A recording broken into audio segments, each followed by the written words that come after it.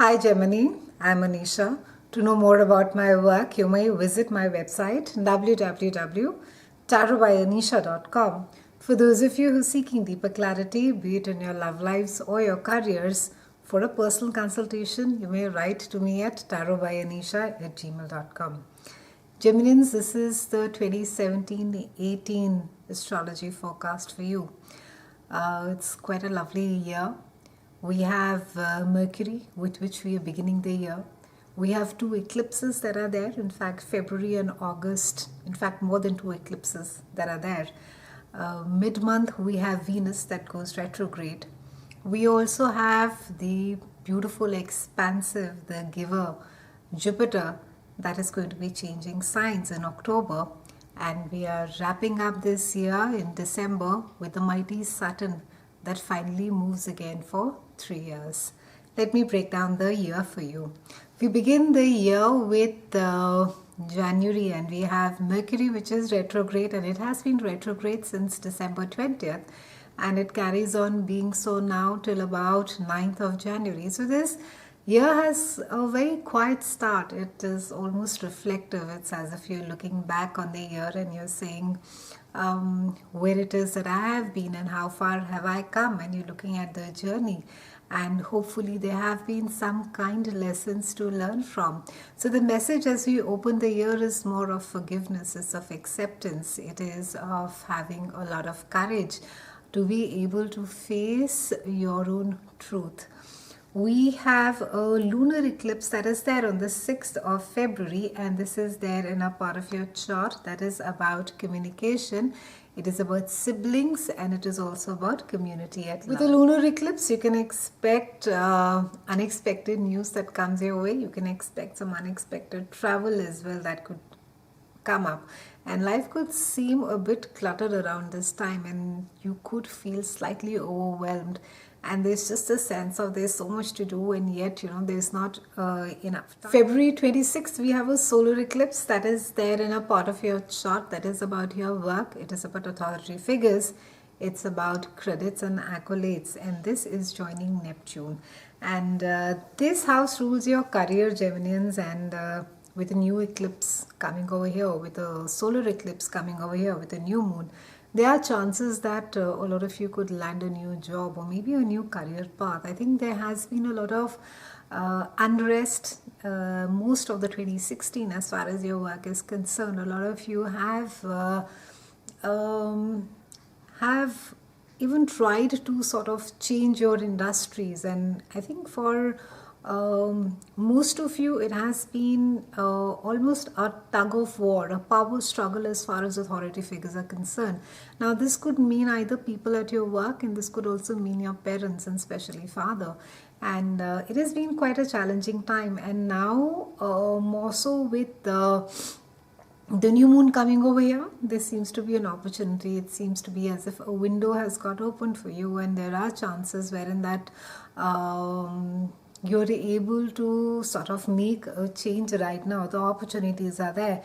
You also seem to be having the energy and the support of friends or siblings. There can be some kind of an advice or almost an opening that comes through a sibling. Maybe you get recommended by your sibling to another friend. March 6th to April 15th, we have Venus that is going retrograde. It's going retrograde initially in a part of your chart that has to do with your friends, groups of people with whom you share similar goals and passion, and then it moves on to your house of work, career, reputation, and public life. And a lot of focus this year that is there. In fact, we have eclipses, we have a retrograde in your house of work as well, and of course a new moon, which we recently spoke about. So a lot of because Venus is all about love, it's about creativity, and it's also about money. And with the retrograde, you just could be either having friends come from the past, and because it has to do with your work, it could be that someone from your last company maybe you may apply over there, and some of you may choose to go back and work over there. Maybe some of you could get a glowing recommendation from your ex-boss who actually introduces you to another new organization. As far as love is concerned, it's not a great time to be starting a new relationship. It's also not a great time to be getting married during this phase. For those of you who have been seeking commitment, this is a time, try and sort of keep the heavy duty intense stuff out, because during the retrograde, and especially a Venus retrograde, there's not clarity, as far as emotions are concerned. So you could be feeling intense, but let things settle down, just calm down a little bit before you really jump and you take action. Around the April 9th to May 12th, we have Mercury that is going retrograde in your house of groups of people, friends. And it's a time wherein that maybe you could be leaning too much on your friends. Maybe you could be expecting too much of your out of your friends, and it could be vice versa as well. However, in this entire tug of who's expecting what from whom, try not to ignore your friends, because it's a kind of a situation wherein that in these 3 weeks when the retrograde is there, you could sort of be evaluating your friendships. And it can be that for some of you, it's like we know we care for our friends, but it's important to verbalize and articulate and to let them know. I mean, telepathically trying to convey something to someone normally doesn't work. So use this time to reach out to friends, people you've not been speaking with for the longest of time. Reach out and have that rekindle that bond. Also, this is a time where it can be that you could have been paying a lot of attention on your own goals or what's really happening with your life, and you could be quite preoccupied. And but I don't think that's a reason enough to be ignoring friends or assuming on their behalf that they know how you feel or how much you value them. On 7th August, we have a lunar eclipse that is there in a part of your chart that is all about expansion. It's about travel, and it's a wonderful time because you could be feeling very connected with your spirituality. It's a time that you could be exploring, you could be broadening your value system, and you could be re-looking at it. Also, there is a need to sort of connect more within yourself, and you could be a lot of you could be trying to anchor yourself spiritually as well. Growing mentally always often leads to an emotional growth as well. So it's a great time wherein that your mind and your spirit is going to be aligned, and you're going to be feeling quite anchored, you're going to be feeling stronger. So take some time off to whatever it is that whether you're spiritual or you're not, or you just feel happy being with animals or you like being with nature, whatever it is that gives you happy or it gives you peace, try and spend some time with yourself and try and connect with your own higher self. On the August 12th and between August 12th and September 5th, Mercury is going retrograde again in a part of your chart that is all about love. It's about happiness, it's about children and creativity. And these 3 weeks are going to make you step back and rethink about your course, and again make a plan about as to which direction you want to go, or whether it is the correct road which you have taken to your destination that is there. And don't hesitate to question fundamental values, Geminians, around this time. Don't hesitate to sort of dig more for facts in order to get to the heart of what it is that you believe. And it's wise at times to rock your own boat before others get down to. So go through your plans, with a magnifying glass and run through them, and even allow, in fact, if you're open to critical feedback, allow your friends or close ones to comment on your choices as well.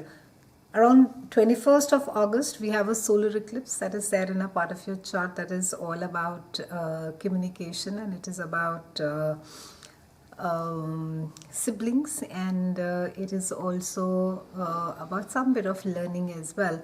And during this time, it can be, because there's a new moon over here, you can see almost as if there's a heightened communication that happens. Maybe a lot of emails, a lot of interviews could be happening, could be networking, you could be meeting with a lot of people, and even day-to-day activities could get quite highlighted during this time. And it can be that you could be spending a lot of time with your siblings. There seem to be some amount of heightened interaction with the sibling as well. Around the 11th, we have the beautiful expansive Jupiter that is moving in to your 6th house, and it has been there, Geminians, in your house of children, love and romance, and now it moves into a more quieter house, which is about your day-to-day activities, it's about your health. And Jupiter coming and expanding over here, it is you're going to be taking more care of your health. And because Jupiter just, whenever it comes, it just expands, and it's a giver, so it can at times exaggerate as well, and you can put on weight. So watch your sweet tooth with the Jupiter expansion over here, and also try and sort of focus more on your skill set, because Jupiter enhances your skills, your workspace as well, in your particular house where it is transiting. So others will come to know more about your competency or about your work, and they can be a good word about your work and how it is that you are with work.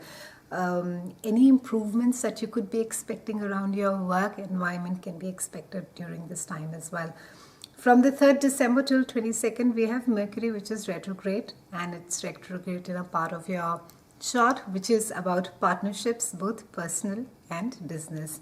And you can expect that with the retrograde, that people who are close to you could be quite misperceived. It can be that you may have a certain perception about how it is that you're being viewed in your partnerships, but on the contrary, it could be quite different.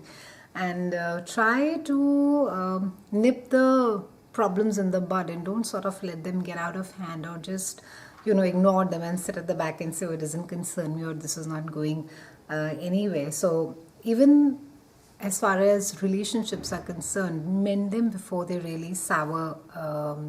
Geminians, don't sort of get them to a point where the sourness turns to bitterness. The mighty Saturn, end of the year, this is around the 20th of December, moves, and it has been with you for almost 2.5 years. It's been there in your house of relationship, both partnerships, business as well as personal, and now it is moving into your house of, for a good 3 years, personal transformation, shared resources, intimacy, sexuality. And over here, it is the main focus for you Geminians is the question that is Saturn is going to be asking you is that how do you handle power? And this is all about power struggles. It is about balancing relationship between two people. It can be with your spouse, your partner, your lover. It can be at work as well, and how it is that you are in your most closest relationships, and even intimacy, how it is that you handle intimacy. Are there any addictions? Are you addicted to control? I mean, do you have control issues? And it is also that during the time that you can, during this time, have a heightened sexual libido. You could be feeling very, you could be also feeling very brave and quite risky in the world. But Saturn, there's nothing to fear from Saturn, and I hear this often that, now it's come to transit for 3 years and I'm going to have such a tough time. The thing with Saturn is that even though, yes, it is a taskmaster and it's a teacher planet, but if you have been neglecting a specific part of your chart, it comes there to highlight and, ask you to do the work here. So the trick with Saturn is to roll up your sleeves and get to work. So, and because this house also rules transformation, maybe around power control, maybe shared resources with your partner, maybe there is a power game that you're subconsciously or unconsciously you're playing. Maybe at work there are constant issues with authority figures because you just refuse to subconsciously let go of the control that you're used to otherwise in your personal life. and how it is that you're with money. I mean, are you a different person because you're the one who's getting in more, the larger chunk of the salary home? Does that make you feel that, okay, I can do whatever however that I want to behave, or are you respectful equally of your partner, irrespective of how much he or she draws? A lot of things to think about, and like I said, it's a beautiful year, a lot of inner work. It's been a pleasure speaking with you, Geminians. I'll see you again soon, and thank you so much for watching.